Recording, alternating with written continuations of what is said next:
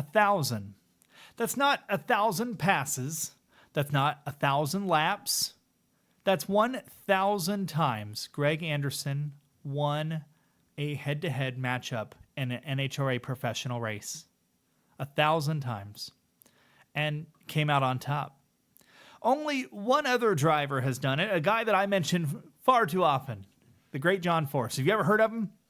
The sport started in 1951. Next year will be their 75th anniversary. Thousands of racers, decades of heroes.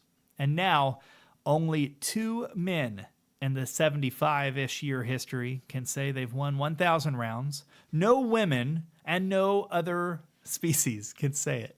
That's not just numbers. That's dedication, consistency, and talent multiplied across eras, rule changes, rivalries, and engine platforms. And Greg didn't just get number 1,000 and pack it up.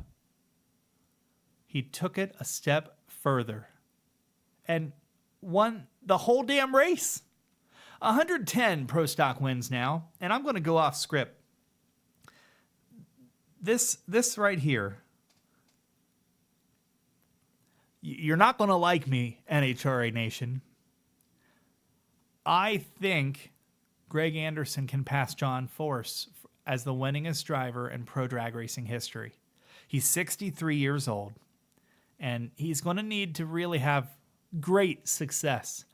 Great success where he's not calling his shots. But I think there's a true path where he can do it. Now, I'm not Babe Ruth in this. I'm not putting on a tee and swearing I'm going to hit a home run. And as a man that has the great fortune of knowing John, I'm not saying I want it to happen, but I'm saying Greg may be the final man or woman that has the caliber, team, and heritage to do so.